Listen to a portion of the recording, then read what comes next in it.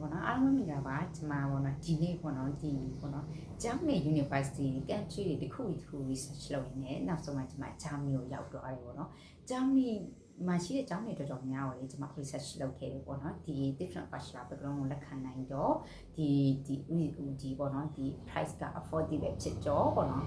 ပြီးတော့ပေါ့နော်အဲ့လိုမျိုးပေါ့နော်ကျွန်မပေါ့နော်အဲ့လို research လုပ်ရင်းဂျာမနီရောက်သွားခဲ့တယ်ပေါ့နော်ဂျာမနီကပေါ့နော်ဘာအတွက်ကောင်းလဲဆိုရင်ဒီ technology နဲ့ပတ်သက်ပြီးတော့ engineering and technology နဲ့ပတ်သက်ပြီးတော့ပေါ့နော်အရန်ကိုပေါ့နော်အားတာတယ်လို့ဆိုရင်ဂျာမနီကတော်တော်လေးကိုကောင်းတယ် programming အများကြီးကိုလည်း offer ပေးချတာမျိုးကိုတွေ့ရတယ်ပေါ့နော်ဒီ technology နဲ့ပတ်သက်တဲ့ဒီပေါ့နည်းပညာနဲ့ပတ်သက်တဲ့ဒီ program တွေဆိုရင်တချို့ program ဆိုပေါ့နော်ဒီလုံးဝပေါ့နော် no tuition fees ပေါ့နော် tuition fee တော့ပေးစီရမလို့ပဲနဲ့ပေါ့နော် offer ပေးချတဲ့အကြောင်းတွေတော်တော်များများလက်ရှိတယ်တော်တော်များများကိုလည်းတွေ့ရတာဖြစ်တယ်ပေါ့နော်ဒါပေမဲ့ပေါ့နော်ကျမကဒီပေါ့နော်နည်းပညာနဲ့ပြီးချတယ်ဆိုပေမဲ့ပေါ့နော်ကျမကသွားပြီးတော့ပေါ့နော်ကျမတက်ချင်တာ business ဆိုတော့ပေါ့နော်နည်းနည်းပေါ့နော်ရှာရဟိုနေရာမှာရှိမှဒီနေရာမှာရှိမှဆိုပြီးတော့နည်းနည်းတကြောင်လိုက်ပြီးတော့ရှာပြစ်သွားတာပေါ့နော်အဲ့လိုမျိုးရှာအဲ့လိုနဲ့ပေါ့နော်ဒါပေမဲ့ပေါ့နော်ဒီချဖြစ်သွားတယ်ဗာတချို့ပေါ့နော်ဒီ tuition fee technology နဲ့ပတ်သက်ပြီးတော့အရန်စိတ်ဝင်စားတယ်ဒီ engineering and technology နဲ့ပတ်သက်ပြီးတော့တက်ချင်တယ်tuition fee ကလည်းပေးစီရမလို့အတွက်ကြောင့်မို့ပေါ့နော် tuition fee ကလည်းမပေးချင်ဘူးinformation and technology နဲ့ပတ်သက်ပြီးတော့လည်းအရန်အားတာတယ်ဆိုရင်တော့ကျွန်မကတော့ဂျာမနီကိုလုံးဝ recommend လုပ်ချင်တယ်ပေါ့နော်ဂျာမနီကဒီနည်းပညာနဲ့ပတ်သက်ပြီးတော့လည်းအရန်ကိုအားကောင်းတဲ့နိုင်ငံဖြစ်တယ်ပေါ့နော်နောက်တစ်ခုအနေနဲ့ကျွန်မ research လည်းလုပ်တယ်တကယ် reality တက်နေတယ်လို့လည်းကျွန်မနဲ့ခင်နဲ့အမေနဲ့လူတော်တော်များများလည်းတက်နေတာရှိတာဖြစ်တဲ့အတွက်ကျွန်မတို့လည်းမေးကြည့်ရပေါ့နော်ဒါပေမဲ့ဂျာမနီကိုသွားကျင်နေဆိုရင်တကယ် tuition fee တော့ပေးစရာမလိုဘူး living cost အတွက် living cost ကတော့ပေါ့နော်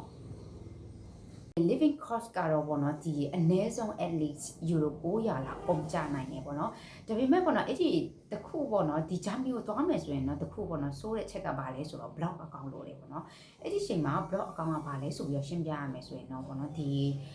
ဂျာမနီသွားမယ်ဆိုရင်ဂျာမနီအစိုးရဘက်ကနေပြီးတော့ပေါ့နော်ဒီတစ်နှစ်စာပေါ့နော်ဥပမာယူရို12000ဆိုလဲ12000သူတတ်မှတ်လိုက်တယ်ပေါ့နော်ဒီတစ်လကို900ဘလောက်နဲ့11500ဆိုလဲ11500သူတတ်မှတ်လိုက်တယ်အဲ့ဒါကိုပေါ့နော်ဒီလုံးဝပေါ့နော်ဒီအကောင့်ထဲမှာအသေးအနေနဲ့ထည့်ထားအောင်ပါပြီးရင်တစ်လချင်းသူပြန်ပြီးတော့ကိုထုတ်ပေးမှာပေါ့နော်ဘလောက်တစ်လကိုဘလောက်နဲ့သူထုတ်ပေးမယ်ဆိုပြီးတော့အဲ့လိုမျိုးပုံစံမျိုးသူပြန်ပြီးတော့ထုတ်ပေးမှာဖြစ်တယ်အဲ့တော့ကိုယ့်ရဲ့ပတ်စံကိုတစ်နှစ်စာလုံးကိုထည့်ထားမှာဖြစ်တယ်ပေါ့နော်အဲ့လိုမျိုးအဲ့ဒီတော့ဒါကတော့သူ့ရဲ့ဂျမ်မျိုးသွားမယ်ဆိုတဲ့လူတွေရဲ့ပြင်ဆင်ထားရမယ်တခုပေါ့နော်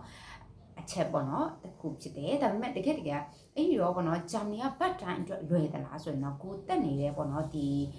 ကိုတက်နေတဲ့နိုင်ငံပေါ် sorry ပေါ့နော်ကိုတက်နေတဲ့မြို့ပေါ်မူတည်ပြီးတော့ဘတ်တိုင်းလွယ်လာချလာပေါ့နော်ဒါပေမဲ့ကျမနဲ့ခင်တဲ့လူတော်တော်များများပြောတာကတော့ပေါ့နော်ဂျာမနီကတော့ဘတ်တိုင်းရတယ်ဘတ်တိုင်းတွေပေါ်တယ်ဒါပေမဲ့ဂျာမနီဘာသာစကားတော့ရမှာဖြစ်နေပေါ့နော်ဂျာမနီဘာသာစကားဘယ်လိုပဲဖြစ်ပေါ့နော်ဒီပေါ့နော်သူတို့သတ်မှတ်ထားတဲ့ထဲကဒီအဲ့လိုမျိုး communication ချင်းပေါ့နော်အဲ့လိုလုပ်လို့ရတဲ့ state ရောက်တယ်ဆိုရင်တော့ဘတ်တိုင်းရှာရတာလွယ်တယ်ပေါ့နော်ဒါမှမဟုတ်လည်းအင်္ဂလိပ်စာတစ်ခုတည်းဆိုရင်တော့ဘတ်တိုင်းရှာရတာအချိန်ယူလိမ့်မယ်ဆိုပြီးတော့ပြောတာမျိုးကိုတွေ့ရတာဖြစ်တယ်အဲ့ဒါကြောင့်မို့ဂျာမနီသွားခြင်းနေဆိုရင်ဂျာမနီနဲ့ပတ်သက်တဲ့ဂျာမနီစာကတော့တကယ်ကိုလေ့လာဖို့တော့လေကျွန်မပြောသလိုပဲ tuition fees ကတော့ပေါ့နော်တချို့ program တွေဆိုရင်တော့ free ဖြစ်တယ်တချို့ program တွေကျတော့နည်းနည်းလောက်ပေးရတာမျိုးဖြစ်တယ်ကျွန်မတော့ business ကိုပေါ့နော်တွားပြီးတော့ပေါ့နော် research လုပ်တာဖြစ်တဲ့အတွက်ကြောင့်မို့ကျွန်မနောက်ဆုံးမှာ university တခုတွေ့ခဲ့တယ်ပေါ့နော်ကျွန်မတွေ့ခဲ့တဲ့ university ကဒီ technical University of Munich ပေါ့နော်ကျွန်မပေါ့နော်ဒီပေါ့နော်အခုကတော့ part 1နဲ့ပတ်သက်ပြီးတော့ဒီ overall ကျွန်မဂျာမနီနဲ့ပတ်သက်ပြီး sharing လုပ်ခဲ့တာဖြစ်တယ်ဒီ part 2မှာပေါ့နော်ဒီ technical University of Munich နဲ့ပတ်သက်ပြီးတော့ကျွန်မ detail relate business နဲ့ပတ်သက်ပြီးတော့သူ unit tuition fees ကသူဘယ်လောက်တောင်းထားတယ်ဘယ်လိုအရှိန်နေရှိလဲဆိုတာမျိုးပေါ့ကျွန်မပြန်ပြီးတော့ဒီ part 2မှာလည်း sharing လုပ်ပြီးတော့မှာဖြစ်တယ်ပေါ့နော် see you in the next video ပါရှင်